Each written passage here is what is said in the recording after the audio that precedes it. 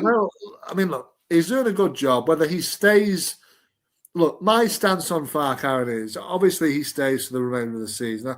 I believe he will keep Leeds up, but I believe that at the end of the season we have to part ways. You have to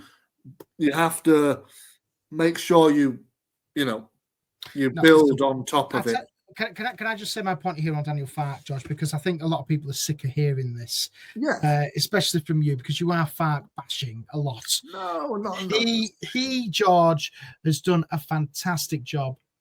Bearing in mind, look at November, look at what he's done now. We can look at all the stats, etc. But I think if Farke keeps us up, and I think I'm starting to, the more and more that the game's ticking down, I do believe that he will.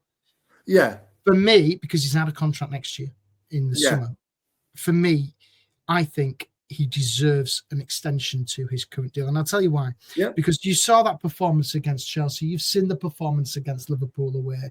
You've seen the performance Chelsea at home. Absolutely. Those players from DCL to all of them throughout that squad are playing for him. They believe in him, and that unity and togetherness is so important in this league. You look, as I say, you look at the other ones. You look at Forest, who've kicked their manager Dyche, was kicked out this morning, and you look at Spurs with Thomas Frank. I do believe Thomas Frank's a fantastic manager. I know he's got a bit of history with Leeds, and he hates us and all this stuff, but I do really like Thomas Frank, and I would love to see him at Leeds when Farke does move on. However, I don't think he deserves to move on. He now, bearing in mind, we both were calling for his head in mid-November. I've eaten my humble pie.